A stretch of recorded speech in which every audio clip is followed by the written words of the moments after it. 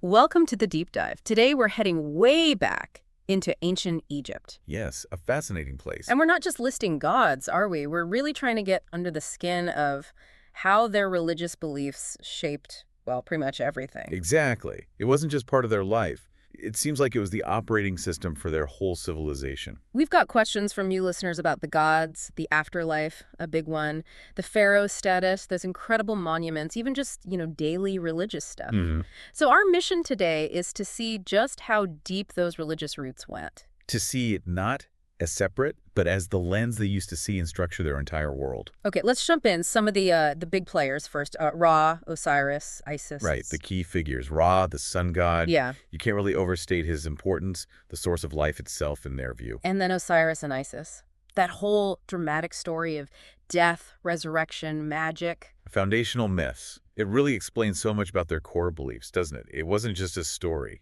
Well, it embodied that idea of cycles, of renewal, of triumphing over death. And that's a powerful concept, and you see it echoed everywhere. It gave them a framework for understanding the world and their place in it. And that connects directly to their obsession with the afterlife, yeah. Absolutely. I mean, the effort involved in mummification, the tombs packed with goods.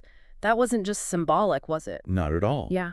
It shows a profound, deeply held belief that this life wasn't the end, and you needed to prepare meticulously for the next stage. How did that focus shape society day to day? Well, think about the resources poured into it. But also, it likely reinforced social order. Your actions in this life affected your afterlife, promoting perhaps a sense of responsibility, adherence to cosmic order. Right. And at the top, holding it all together, you have the pharaoh, not just a king. No, much more. A divine intermediary, sometimes even seen as a living god. That direct line to the gods, that's a heck of a power base, isn't it? It's fundamental to their political structure. It gave the pharaoh religious legitimacy, justifying their absolute authority and the whole hierarchy beneath them. It wasn't just political power, it was sacred duty. Which brings us to the pyramids, the temples. You can't talk about Egypt without them. They're clearly tied to these beliefs. Oh, completely. They are physical manifestations of that belief system. The pyramids as tombs for divine rulers, ensuring their journey to the afterlife. And the temples as houses for the gods, centers for worship. Exactly. Their sheer scale tells you how central these religious ideas were. It mobilized the entire state. But it wasn't just about these huge monuments, was it? What about ordinary people? Good point. Archaeology shows us religion was part of everyday life, too. Yeah. Little things, like amulets for protection. Household shrines, maybe? Yes, evidence suggests personal piety was important. A constant awareness, perhaps, of the divine and the need to stay in harmony with Ma'at. It wasn't just for the elites. Interesting. And did these ideas stay contained within Egypt's borders? Not entirely, it seems. There was interaction, trade, diplomacy with neighbors. So ideas would have traveled. It's very likely. Religious concepts often move along trade routes or through cultural exchange. We see some Egyptian motifs appearing elsewhere, and perhaps some outside influence on Egypt, too. It was probably a two-way street to some extent. They also left writings, didn't they? Religious texts. Yes, texts like the pyramid texts, coffin texts, the Book of the Dead.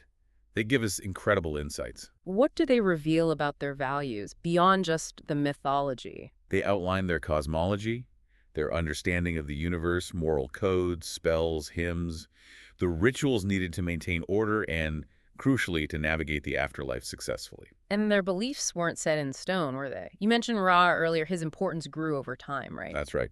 The rise of the cult of Ra, especially during the Old Kingdom, shows their religion evolved. His prominence seems linked to the consolidation of state power and the pharaoh's role as the literal son of Ra. So the religion adapted to political changes. It seems intertwined, yes.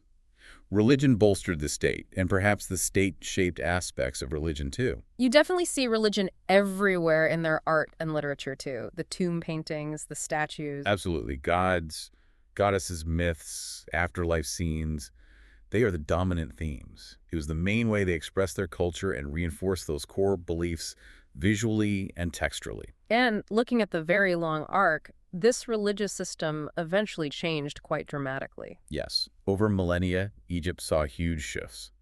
The rise of Christianity and later Islam eventually replaced the ancient pantheon. It shows how even deeply embedded belief systems transform over vast stretches of time. Exactly. It highlights that religion, like culture itself, is dynamic, responding to internal changes and external influences like conquest or new philosophies. So, wrapping this up, it seems impossible to understand ancient Egypt without understanding that religion wasn't just a factor, it was the framework. I think that's fair to say. It shaped their government, their social structure, their incredible building projects, their art, their daily routines, their entire conception of life and death. It really was the bedrock. A comprehensive worldview giving meaning and structure. Which leaves us with a thought, perhaps. Considering how completely religion permeated ancient Egyptian society, how might less obvious, perhaps secular belief systems be shaping our own modern world in fundamental ways today? Hmm, that's a really interesting question to ponder. Something to think about. Thanks for exploring this deep dive with us.